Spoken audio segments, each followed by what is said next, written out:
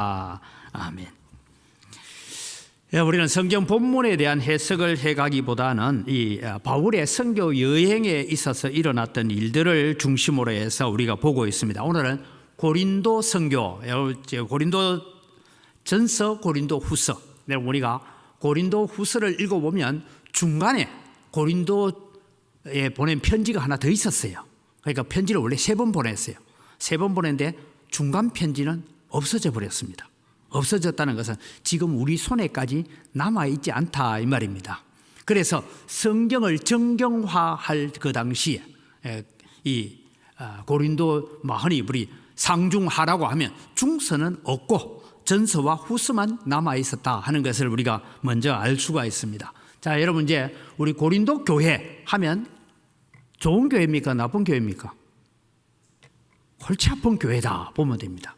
고린도 교회는 최소한 나는 바울파다, 아볼로파다, 게바파다, 그리스도파다 이렇게 파당이 나누어져 있었다 하는 얘기를 우리가 알 수 있습니다. 그 파당이 나누어졌던 것은 바울에게 최초로 복음을 들었던 사람들은 바울파, 그리고 이제 바울이 파송했던 아볼로가 와서, 아볼로는 구약 성경에 굉장히 능통한 사람인데 우리 말하면 성경 대학, 제자 훈련 이런 걸 잘 시켰던 모양이에요. 그래서 두 번째 일어난 그룹들이 아볼로파 이래 있으니까, 야, 바울은 뭐고 아볼로가 뭐냐, 차라리 우리는 그래도 예수님이 제자 중에 수제자라고 하는 게바를 따라야지 해가 게바파. 그게 나오니까, 야, 게바를 왜 따르냐, 우리는 따르려면 그리스도를 따라야지. 여러분, 그리스도파는 그러면 옳은파냐 하면 똑같은 사람들이에요. 파당이 나누어져 있는 그런 고린도 교회. 그 다음에 고린도 교회는 심각한 문제가 있었습니다. 그것은 우상 제물을 먹느냐 마느냐 문제, 그 다음에 결혼에 대한 문제가 심각했는데 고린도 전서나 후서를 읽어보면 결혼 문제에 대해서 바울 사도가 적고 있는 얘기를 봅니다. 그런데 결혼에 있어서 참 심각한 문제가, 원래 아버지가 엄마가 먼저 죽었는지 모르겠지만 아버지가 재혼을 했어요. 재혼을 했던 엄마가 너무 예뻤던가 봐. 그러니까 아버지가 죽고 나니까 아들이 재혼한 엄마하고 결혼해가 살면 이게 세상이 됩니까 안 됩니까? 무슨 그런 세상이 있냐? 이런데 여러분, 이 일이 누구한테 있었냐? 교회 안에 있는 지도자들 가운데서 그랬단 말이에요. 이런 엄난의 문제 등장되어 있습니다. 그 다음에 고린도 교회는 은사의 문제, 방언의 은사가 최고다, 무슨 얘기냐, 신유의 은사가 최고다, 예언의 은사가 최고다, 서로 자기 받은 은사를 자랑하는 일로 분쟁 가운데 있었던 교회였다. 이런 여러 가지 일들이 많은 고린도 선교입니다. 그럼 이 고린도 교회가 어떻게 세워졌는가 우리 한번 봅시다. 다시 여러분 머릿속에 그려놓으시면 1차 전도 여행은 터키에 있는 이 동쪽 남쪽만 갔다 얘기죠. 그 다음에 이제 2차 선교 지도를 볼까요? 2차 선교 지도는 저 길을 거쳐서 이제는 저 무시아, 그 다음에 드로아에서 환상을 보고 네아폴리로 건너가서 빌립보에 갔다가, 빌립보에서 데살로니카에서 베레아로 갔다가, 지금 베레아에서 저 밑에 있는 아테네입니다. 아테네에 왔다가 이제 다시 고린도로 갔다 하는 요 지금 고린도 지역을 지금 얘기하고 있습니다. 그럼 고린도 교회는 어떤 교회였을까? 첫 번째, 고린도는 그리스 신화의 영향을 강하게 받았던 도시다라는, 그리스 신화. 여러분, 우리 사도행전을 좀 이해하고 서신서를 좀 이해하려면 그리스 로마 신화집을 잘 알아야 돼요. 거기에 나오는 얘기들이 많이 있습니다. 그래서 이 제우스 신은 남신이고 헤라는 여신인데 거기에서 태어난 또 자식들이 만들어져 가지고, 그래서 여러분 달의 여신이나 헤르메스 신, 그 다음에 또 사랑의 큐피트를 쏘고 있다는 그런 신, 이런 여러 가지 신들이 나오잖아요. 이런 신들이 많이 있습니다. 바다의 신은 포세이돈, 이런 삼지창을 가지고 파도를 일으키고 하는 이런 일들이 뭔가 하면은, 이 앞에 지도를 다시 한번 보여주세요. 지도를 보면 저 지도 가운데서 일어나는 특별히 그레데 섬을 중심으로 해서 일어나는 저 지역은 몇 가지가 일이 많습니다. 첫째, 지진이 많습니다. 지금 여러분 우리가 보는 베레아라고 해서 화살표가 쭉 내려오다가 화살표 제일 동그란 옆에 자리가 뭔가 올림푸스 산이 있는데요. 이 산은 계속 활화산이 뿜어내고 있는 산이었습니다. 그래서 이 산이 진동할 때마다 신들이 노했다 이렇게 해서 제사를 드리고 했죠. 여러분들 우리는 이제 대한민국은 지진 해봐야 뭐 겨우 뭐 쿵 하면 하는 정도를 하지만 제가 살았던 인도네시아도 여러분 지진이 한번 일어나면 작은 지진은 어느 정도냐면 집에 있으면 침대가 좀 흔들리고 창문이 드르르 흔들리는 요거는 작은 지진이에요. 그 다음에 조금 더 큰 지진이 오면 침대가 여기 있다가 저쪽으로 이동도 하고 그런 지진이 일어나는 곳에 제가 살아봐서 이 지진이란 것이 얼마나 무서운가 하는 것을 우리가 알 수가 있습니다. 하여간 그런 올림푸스 산에서 계속 화산 분출이 있고 뭐 이런 것이 있기 때문에 그들은 늘 올림푸스 산을 최고의 신전으로 섬기고 살았던 그런 일들이다. 그래서 고린도 지역뿐만 아니라 아테네 이런 지역들도 다 뭘 가지고 있느냐 하면 올림푸스 산을 바라보면서 그 다음에 저 그레데 섬을 바라보면서 일어나는 자연 현상인데 그것을 두고 신들의 얘기다라고 하다 보니까 여러 가지 미신들이 많이 있었던 도시다라는 것을 알 수가 있습니다. 그 다음에 고린도는 어떤 것이냐, 음란의 도시입니다. 음란의 도시라는 것의 첫 번째는 종교적 매음 행위를 합법화했다 이래 보면 됩니다. 자, 여러분 우리는 가나안 종교 중에 나타나는 것이 어떠냐, 바알 신을 섬기는 일이 있습니다. 바알 신을 섬기면 바알이라는 신전에 가서 제사를 드려요. 바알 신전에는 남자만 갑니다. 그럼 바알 신전에 제사를 드리고 나면 신전 뒤에 여자 사제들이 있습니다. 주로 17세에서 22세 정도까지 되는 여자 사제들이 있어요. 마지막 신전 예배를 마치고 난 다음에는 이 사제들과 함께 혼음을 하고 그렇게 해도 그건 죄가 아니에요. 그 다음에 여러분 여자들이 가는 아세라 신전에 가면 미동들의 방이 있습니다. 미동들도 대체로 17세에서 25세 정도 되는 남자아이들, 미끈하게 생긴 탤런트 같은 그런 사람들이 마지막 신전 예배를 하고 난 다음에 이 신전에 예배하러 온 여자들과 섹스를 하고 해도 죄가 안 됩니다. 그럼 여러분 집에 아이가 하나 태어났어요. 그럼 노란머리가 태어나면 자기 아들 맞을까요? 아닐까요? 참 골치 아프죠, 그죠? 이런 문화가 지금도 여러분 세상에 남아있는 문화가 하나 있습니다.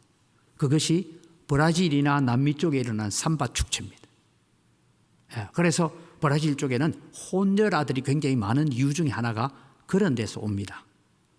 그래서 여러분 그 기간 중에는 그냥 아무 남자하고 자도 막 별로 상관없는 그런 일들을 저질러 가고 있는 이런 음란의 도시였다. 그래서 여러분 나중에 여러분 열왕기를 읽어보면 열왕기나 역대기에 나오는 얘기가 무슨 얘기냐면 하물며 이 가나안 문화가 성전에까지 들어와서 성전에도 미동의 집이 있어서 미동의 집을 헐었다 하는 얘기 읽어보셨죠? 그 자세히 안 읽으면 성경에 어딘지 잘 모릅니다. 미동의 집을 헐었다 하는 것은 뭔가 하면 성전에서 수종 들고 봉사하는 여인들을 위해서 성적인 만족을 시켜주기 위해서 남자 사제들이 있었다 이런 뜻입니다. 그게 여러분 예루살렘 성전 안에도 그런 문화가 흘러 들어올 정도로, 그러니까 여러분 예루살렘 성전이 무너지고 파괴되어지고 바벨론 포로로 가게 되는 그런 일들이 일어났다 이렇게 보면 됩니다. 그래서 여러분 우리는 세속 문화가 우리 속에 들어오지 않도록 다 긴장하고 경계하고 있지 않으면 자칫 우리가 한눈 파는 동안에 세상 세속이 우리를 지배할 수도 있다. 그래서 이제 영어 단어를 찾아보면요, 코린디안이라는 사람, 이 코린디안 하면 아니 우리 코리안 하면 뭡니까? 한국 사람 이런 뜻이잖아요.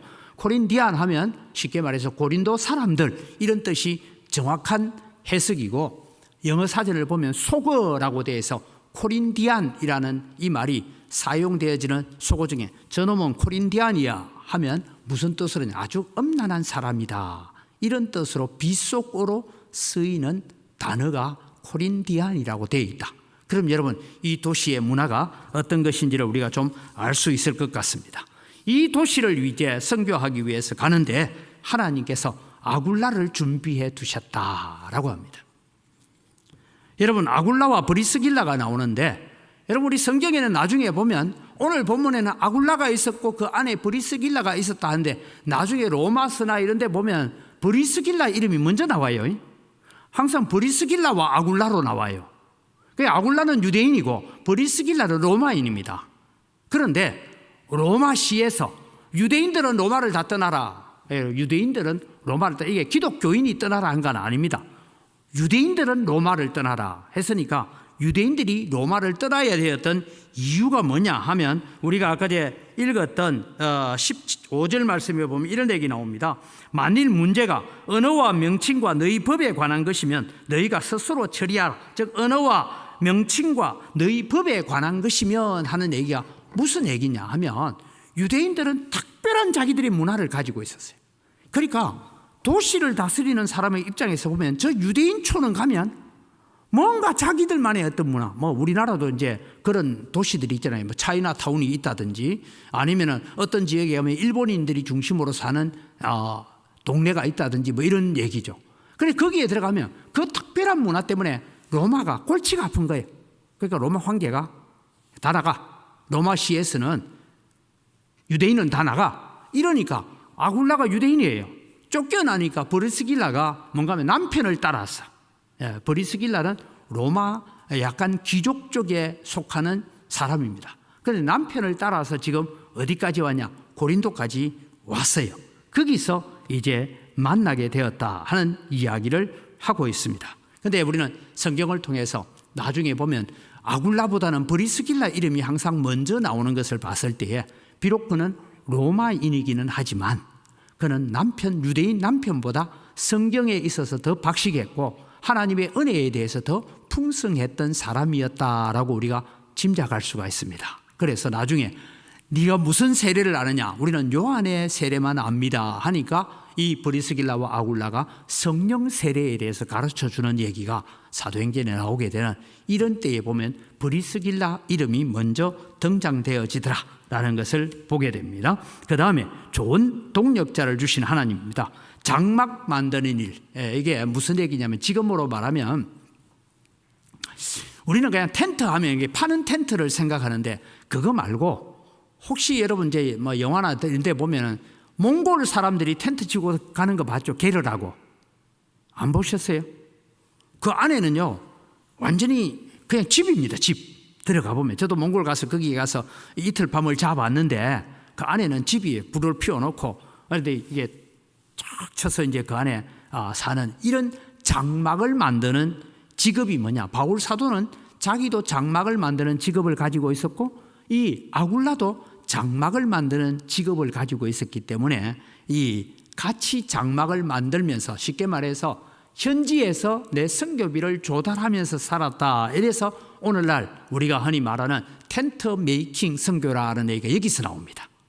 텐트 메이킹이라는 것은 소위 자비랑 선교사 해서 의사가 내가 의술을 가지고 어느 미전도 종족에 가서 내가 의술을 베풀면서 그게 돈을 받고 하면서 일을 하는 것. 자기 직업을 가지고 선교하는 것을 두고 요즘 이제 선교 용어에서 텐트 메이킹이다. 그런 선교를 하게 됩니다. 여기서부터 용어가 나왔다는 걸 우리가 이해하시고요. 그래서 하나님께서 이제 준비하신 이 브리스길라와 아굴라를 만나서 하나님의 말씀을 고린도 교회에 전하는 데 있어서 힘을 얻었다. 왜냐? 아직 마게도냐 지역에서 저 위에 있는 앞서 제가 말씀드렸던 빌립보와 그 옆에 있는 데살로니가 지역, 데살로니가에서 아직 실라와 디모데가 데살로니가에 남아 있습니다. 왜냐하면 3주밖에 복음을 전하지 못했으니까 내가 떠나더라도 이 사람들 제대로 좀 양육해서 교회를 좀 세워라 해서 실라와 디모데를 거기에 남겨두고 왔어요. 그러면서 바울 사도는 아테네에 왔다가 다시 고린도로 옮겨가는 동안에 이제 남아있던 실라와 디모데가 이 고린도에 와서 합류를 하게 되었다. 그런 얘기입니다. 이제 그 다음을 우리가 중요하게 보겠습니다. 아덴에서 실패를 교훈 삼아서 했습니다. 아테네에서 바울 사도는 혼자서 지금 그곳에 아테네에 내려와서 아테네의 여러 우상들, 특별히 이름도 알지 못하는 신을 위하여 하는 이름을 있는 것을 보고 변론을 통해서 전도하려고 했지만 변론만 일으킬 뿐이지 믿음의 역사를 일으키지 못했습니다. 그래서 오늘 이 고린도 교회에 와서는, 이 고린도 지역에 와서는 무엇을 얘기하냐면 오직 복음의 열정을 솟는다. 다른 얘기하는 것이 아니라 예수가 그리스도다라는 것을 밝히 전하는 일에 열심을 가졌고, 그리고 말합니다. 하나님의 말씀에 붙잡혔다라는 얘기를 합니다. 아테네의 선교에서는 자기의 지식과 지혜에 붙잡혀서 선교를 했지만 그것이 몇몇 사람만 구원 얻는 길에 멈추었다면 결국은 그는 이제 고린도에 와서는 나는 내 말의 지혜와 내 지식을 가지고 가르치는 것이 아니라 오직 예수는 그리스도라고 밝히 증언하는 이 일을 하겠다라고 선교를 하기 시작할 때에 하나님께서 역사하셨다라는 것을 가르쳐 주고 있습니다. 그리고 가는 데마다 유대인들의 반대는 여전했습니다. 그런데 지금까지는 바울 사도가 그러지는 않았는데 오늘 읽었던 본문에는 뭔가 하면 그래 너희들이 반대하고 구원을 얻는 일을 그치는 자로 반대하기로 내가 이제는 이방인에게로 가리라 하고 이방인에게 가는 일을 합니다. 그러면서 얘기하죠. 옷을 털어버렸다. 이 말은 내 옷에 먼지를 턴다 그런 의미도 있지만 옷을 턴다는 건 나는 너희들하고는 관계없다. 즉 너희들의 핏값에 대해서는 나는 책임이 없다. 그런 차원에서 옷을 털고 유대인을 떠나서 이제는 이방인 사역. 자, 그러면 이제 우리가 사도행전 9장으로 돌아가 보면 하나님께서 이 아나니아를 보내면서 얘기하시죠. 아나니아에 가서 집가라 하는 집에 가가지고 거기에서 지금 바울이 지금 이 사울이 청년이 눈을 감고 있는데 가서 안수하여 눈을 뜨게 하고 그렇게 해라. 나 못 갑니다 하니까 하나님께서 말씀하시죠. 내가 이 청년을 뭐라고요? 이방인과 임금들과 여러 사람들을 위해 세운 나의 택한 그릇이다. 이것이 이제 본문에서 이방인을 향한 사역으로 본격적으로 바뀌어지는 그런 일을 보게 됩니다. 이때 하나님께서 일을 하십니다. 하나님이 준비하신 사람들, 우리가 보면 앞서 있었던 우리가 브리스길라와 아굴라를 우리가 볼 수가 있고요. 그 다음에 하나님을 경외하는 디도 유스도라 하는 사람이 있습니다. 자, 여러분 디도서에 나오는 디도하고 여기 디도 유도서는 같은 사람은 아닌 것 같아요. 디도 유스도는 할례파 사람이다 하는 거 보니까 이방인 중에서 할례를 받고 들어왔는지 잘 모르지만 디도는 할례를 받지 않았습니다. 그런 얘기가 디도서에 나오는 디도하고는 좀 다르게 볼 수가 있습니다. 그래서 하나님을 경외하는 디도 유스도라는 사람, 그리고 회당장 그리스도라는 사람이 자기 집에 들어와서 하나님의 말씀을 우리에게 좀 전해달라. 도대체 나사렛 예수가 그리스도라는 것이 무슨 의미고 어떤 뜻이냐, 그것을 내가 알기를 원한다 해서 회당장 그리스도. 여러분 회당장이라고 얘기하면 어느 정도냐 하면 회당장은 지금 우리는 그 회당장 제도가 좀 애매합니다만은 이 당시에 회당장은 주일 예배를 우리가 이제 한다 합시다. 주일 예배를 하면 오늘 성경을 어디 읽을 것인지를 결정하는 권한이 회당장에 있습니다. 그러니까 유대인 예배는요, 그냥 우리처럼 짧은 구절 읽고 설교 듣는 것이 아니고 성경을 그냥 보통 사도행전을 오늘 한 다음에 사도행전 1장부터 한 10장까지 읽고 그리고 난 뒤에 이 사도행전 내용은 이런 것입니다 라고 누구 중에 선생님들 중에 누구 나와서 강론을 하실 분 있습니까 하면 거기 앉아있는 랍비들 중에서 사도행전 그 부분은 제가 강론을 하겠습니다 하면 강론을 할 수 있도록 세울 수 있는 권한을 가진 사람, 그런 사람이 회당장입니다. 이 회당장 그리스도보가 하나님을 알게 됐다. 이때 이제 유대인을 떠나서 이방인을 향하여 오는 이 바울을 향하여서 하나님께서 말씀하시죠. 두려워하지 말며 침묵하지 말고 외치라. 왜? 너를 해할 자가 없다. 이 성중에는 내 백성이 많게 하겠다라고 합니다. 그래서 고린도 교회는 일단은 하나님의 사역으로 말미암아 많은 성도들이 모이게 됩니다. 고린도 사역을 볼까요? 고린도에서는 1년 6개월을 머물면서 하나님의 말씀을 가르치고 하나님의 말씀을 양육하는 시간을 가졌다라는 것입니다. 그래서 바울 사도의 열정이 심겨져 있는 곳이 어디냐 하면 고린도 교회고요. 그 다음에 에베소 교회입니다. 이 두 곳에 바울 사도는 상당한 시간을 투자해서 거기에 복음을 전하고 교회를 세우기 위해서 가졌던 마음입니다. 그래서 바울은 자기의 열정이 심겨졌던 그곳, 그래서 고린도 전후서가 좀 길게 적혀져 있지만 이 고린도 전서와 고린도 후서에 바울이 그 교회를, 고린도 교회를 향한 그 간절한 마음, 안타까운 마음, 때로는 분한 마음, 이런 마음들이 고린도전서에 많이 나타나고 있다라는 것을 우리에게 가르쳐 주고 있습니다. 그러면서 이제 이 고린도 교회가 그렇게 해서 세워졌다. 바울 사도가 1년 6개월을 머물면서 그곳에서 복음을 전하고 교회를 세우고, 그리고 구약 성경에 능통하고 구약 성경을 잘 알고 있는 유대인들 중에 하나님 앞에 돌아온 자들은 그들을 지도자로 세워서 교회를 이끌어가게 만드는 그런 일들을 하는 사역들. 그래서 우리가 볼 때는 사실은 우리가 선교사 어디 보내가지고 4년 안에 교회 세웠다 하면 진짜 잘했거든요. 선교사가 가가지고. 근데 거기는 왜 그러냐 하니까 선교사가 가가지고 우선은 그 나라 말 배워야 되죠. 그 나라 문화를 배워야 되죠. 하나님이 누군지 예수가 누군지도 모르는 사람들한테 예수님을 소개하려니까 얼마나 시간이 많이 걸리겠습니까?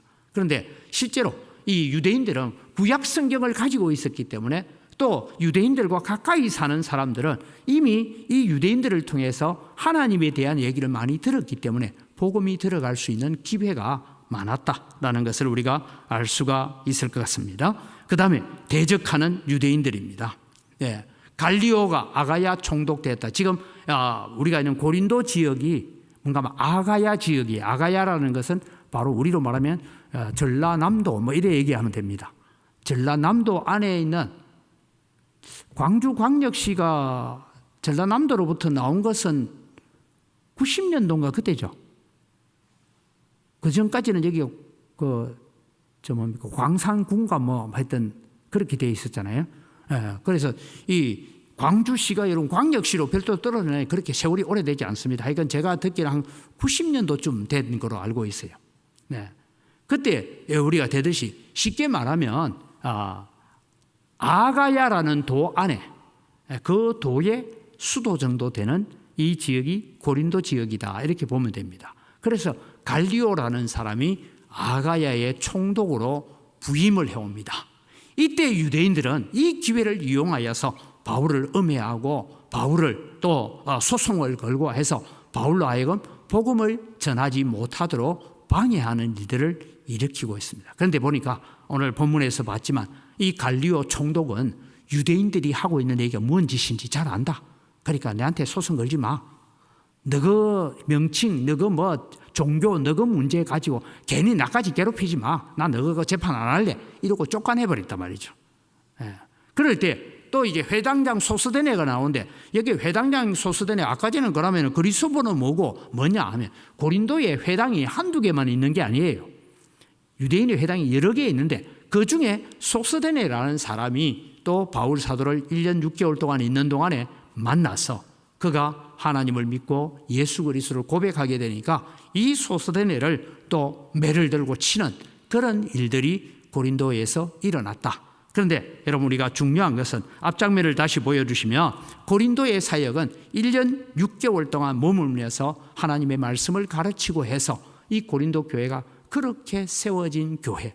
바울이 열정을 가지고 섬겼고 아테네에서의 선교의 실패 때문에 나는 오직 하나님의 말씀만 가지고 전해야 되겠다는 그런 열정을 심었던 곳이 고린도 교회였다. 그런데 이 고린도 교회도 아마 지상에 있는 모든 교회가 안고 있는 문제들을 다 가지고 있는 교회가 고린도 교회였다. 이렇게 보면 하나님께서 이 고린도의 사역이 얼마나 힘들고 어려웠겠느냐 하는 얘기를 우리에게 보여주고 있습니다. 그럼에도 불구하고 하나님께서 일해 가시는데 오늘 여러분 우리는 교훈을 하나 보겠습니다. 복음이 가는 곳에 마귀도 간다라는 것을 여러분 잊지 마십시오. 여러분이 기도 열심히 하려고 작정하고 기도하면 마귀도 옆에서 와가지고 기도 못하게 장난을 칩니다. 마귀도 그렇게 역사한다는 것이죠. 그래서 흔히 그런 얘기를 교회가 부흥해야 한다 하면 마귀도 귀신들 몰고 와가지고 옆에서 부흥해야 한다잖아요. 그런 일들이 우리는 이 영적 전쟁터에 우리가 살고 있다라는 것을 우리는 천국 가는 날까지 잊지 말아야 되겠습니다. 그럼에도 불구하고 하나님은 좋은 동력자들을 준비해 놓고 일하게 하시는 하나님이시다. 우리 혼자 가도록 버려두지 않는 하나님이다. 그래서 여러분 우리는 기도의 동력자들을 만나야 되고 함께 기도해 줘야 되고 서로를 격려하고 서로를 위로하는 일들을 우리가 잘 감당해야 된다라는 것입니다. 그 다음에 바울 사도가 아테네에서 실패를 고린도에 와서는 오직 복음에 집중해서 복음을 전하는 일에만 집중하고 변론과 토론 이런 것이 아니라 복음을 선포하는 일에 붙잡혔던 자다. 그래서 하나님의 말씀에 붙잡혀 사는 자가 되어야 됩니다. 오늘 또 여러분, 우리는 살아가면서 예배 마치고 나가면 수많은 뉴스들을 듣고 온갖 TV만 켜도 뭔가 세상의 이야기들이 들려옵니다. 그거 여러분 듣지 말라는 얘기는 아닙니다. 근데 우리는 그것을 듣다 보니까 우리가 뭔가 하면 세상이 주는 걱정과 염려에 우리의 마음이 사로잡혀 갈 수밖에 없다라는 것이죠. 그러나 오늘 또 우리는 기억해야 돼요. 하나님의 말씀에 붙잡히면 뭐냐면 세상에 일어나는 일들을 우리는 하나님의 말씀으로 분석하고 분별할 수 있는 지혜를 달라고 해야 됩니다. 그 다음에 오늘 우리는 복음은 뭐냐? 복음은 받아들인 자에게는 복입니다. 그러나 복음은 거절한 자에게는 하나님의 진노고 저주입니다. 그것을 우리는 기억해야 됩니다. 그런 차원에서 1차적으로는 복음을 받아들일 수 있도록 해주신 은혜에 먼저 감사해야 되고, 복음을 받아들이지 않는 자들을 위해서 우리는 저주의 죽음을 죽도록 내버려 두는 것이 아니라 우리는 기도해야 됩니다. 이번 다니엘 기도회 때 신천지에 빠졌다가 나왔던 한 자매의 간증을 우리가 들었지 않습니까? 딱 한 가지 기억하십시오. 이단은 뭐냐? 예수 그리스도를 믿음으로 말미암아 구원 얻는 거기에다가 우리의 행위를 보태야 되고 우리의 헌신을 보태야 되고 우리의 노력을 보태야 된다라고 말하면 이단입니다. 그래 보면 돼요.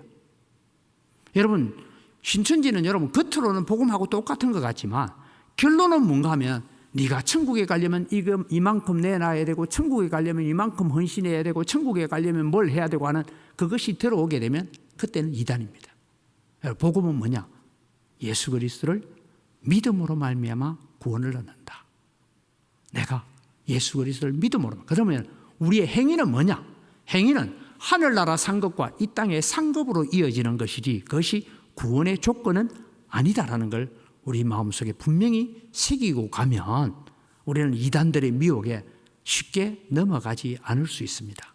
그런데 우리는 이 부분을 잘 기억을 하고 복음은 믿고 받아들인 자에게 복음은 거절하는 자에게는 하나님의 진노가 임한다라는 것을 기억을 하시기를 바랍니다. 함께 우리 기도하겠습니다. 기도 제목을 같이 읽고 우리 함께 기도합니다. 하나님의 말씀에 붙잡혀 살아가는 거룩한 성도가 되게 하소서.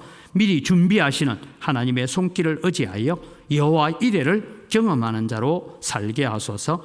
복음은 전하는 자에게, 복음을 듣는 자에게 성령의 강력한 역사가 일어나게 하소서. 이 시간 우리 함께 복음이 전파되어지는 세계 곳곳마다 역사가 일어나도록 우리 함께 주여 한번 부르고